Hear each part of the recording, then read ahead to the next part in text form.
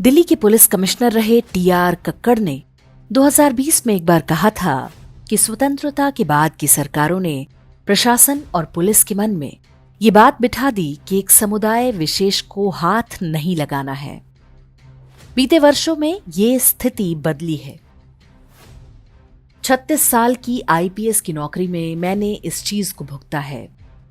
जामा मस्जिद के मौलाना बुखारी पर दंगा भड़काने के ढेरों केस हमने दर्ज किए, लेकिन एक पर भी हमें कार्रवाई नहीं करने दिया गया। पिछले 65 साल जो थे उसमें प्रशासन को इस तरह चलाया गया, प्रशासन के लोगों में ये धारणा डाल दी गई कि एक कम्युनिटी जो है उसको आप अधिक हाथ नहीं लगाना है, या लगाना है तो पूछ के लगाना है। ये एक वो जमाना था और एक ये है। कभी कभी बुरी आदतें जाती नहीं लोगों के, तो उसके लिए उनकी डेंटिंग पेंटिंग करवानी पड़ती है कायदे से, जिससे उनकी बुरी आदतों को हम ठीक कर सकें।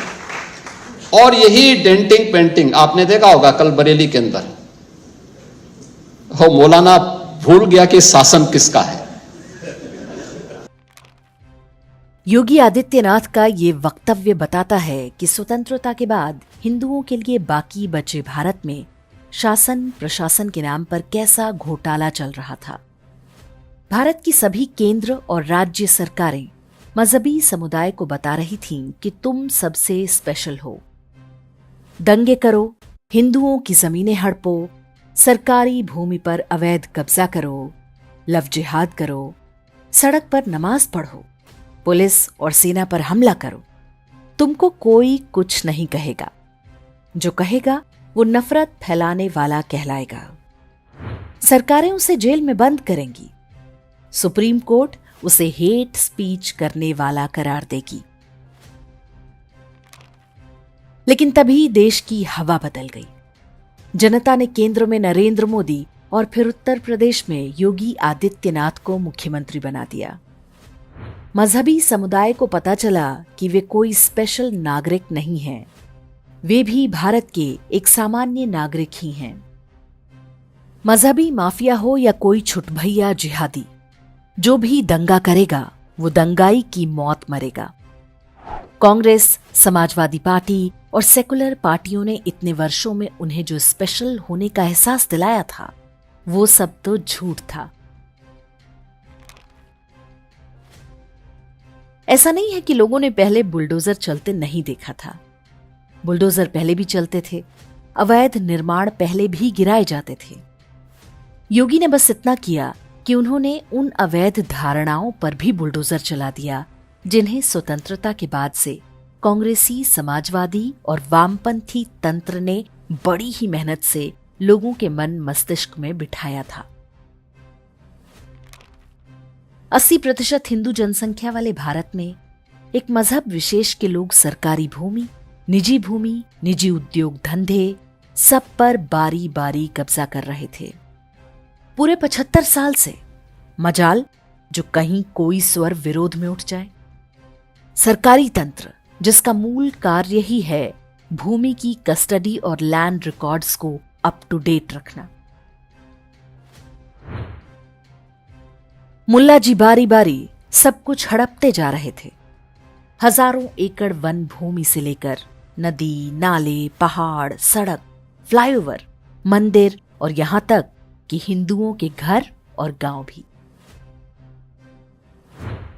राजनीतिक पार्टियां, हिंदू संगठन, जातियों की राजनीति करने वाले नेता, सीबीआई, सीजेआई, सीएजी सब शांत। ज़कात का पैसा सबके काम आ रहा था। सब कुछ आराम से चल रहा था। संपत्ति के लिए सगे भाई का भी गला काट देने वाले हिंदू भी बिल्कुल शांत। सरकारी पार्कों में बड़े आराम से नमाज चल रही थी। सड़कों और फुटपाथों पर सजदा हो रहा था। कब कहां पर वक्फ बोर्ड की तख्ती टंग जाए पता नहीं रहता था। उत्तर प्रदेश के लगभग सभी शहर में आपको ऐसी कहानियां मिलेंगी जहां किसी मंदिर को हड़प कर उस पर दरगाह का बोर्ड लगा दिया गया।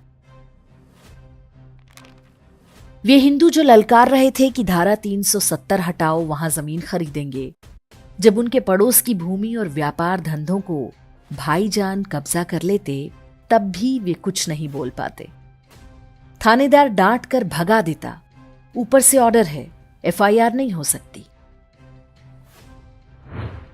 कुल मिलाकर बात यह कि शासन प्रशासन से लेकर सामान्य हिंदुओं तक के मन में एक धारणा बैठी हुई थी कि जो कुछ है वो भाईजान का है।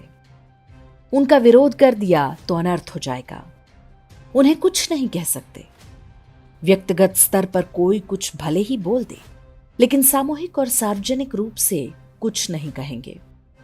भाईचारा, गंगा जमुनी संस्कृति को खतरा पैदा हो जाएगा। लेकिन अब समय बदल चुका है। मजहबी माफिया और उनके महल बारी बारी मिट्टी में मिल रहे हैं। इंच इंच भूमि का हिसाब हो रहा है। वो काम जो बहुत पहले हो जाना चाहिए था, अब हो रहा है। लेकिन ये सब तो ऊपरी बातें हैं। असली बुलडोजर तो हमारी आपकी झूठी धारणाओं पर चल रहा है। हम जो सोचते थे कि देश में अब कुछ नहीं हो सकता, ये परिवर्तन हमारी जागृति और एकता से संभव हुआ है। हम सजग और एकजुट रहे तो ये आगे भी जारी रहेगा। जातियों के नाम पर आपस में चाहे जितना लड़ लीजिए, लेकिन अपने बच्चों के भविष्य के लिए आपसी एकता को ना टूटने दें। मजहबी गिद्ध उसी से सबसे अधिक डरते हैं।